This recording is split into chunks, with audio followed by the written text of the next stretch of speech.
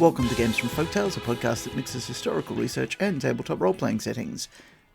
This time, a very brief episode from the life of Benvenuto Cellini, in which he swears blind that his statue of Mars is not haunted.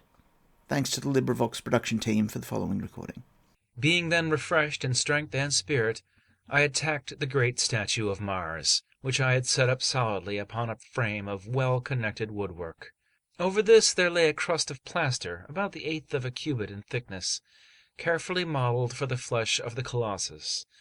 Lastly, I prepared a great number of moulds in separate pieces to compose the figure, intending to dovetail them together in accordance with the rules of art, and this task involved no difficulty. I will not here omit to relate something which may serve to give a notion of the size of this great work, and as at the same time is highly comic. It must first be mentioned that I had forbidden all the men who lived at my cost to bring light women into my house or anywhere within the castle precincts. Upon this point of discipline I was extremely strict. Now my lad Ascanio loved a very handsome girl, who returned his passion. One day she gave her mother the slip and came to see Ascanio at night. Finding that she would not take her leave, and being driven to his wits' ends to conceal her, like a person of resources he hit at last upon the plan of installing her inside the statue. There, in the head itself, he made her up a place to sleep in.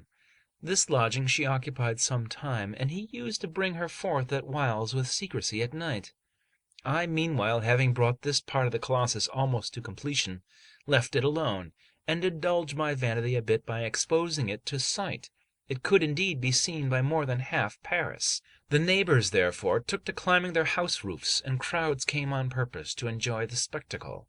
Now there was a legend in the city that my castle had from olden times been haunted by a spirit, though I never noticed anything to confirm this belief, and folk in Paris called it popularly by the name of Lemonio Boreal. The girl, while she sojourned in the statue's head, could not prevent some of her movements to and fro from being perceptible through its eye-holes.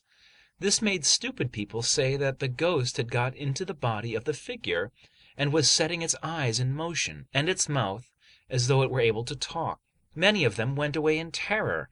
Others, more incredulous, came to observe the phenomenon, and when they were unable to deny the flashing of the statue's eyes, they too declared their credence in a spirit, not guessing that there was a spirit in there, and sound young flesh to boot. Your saga may vary.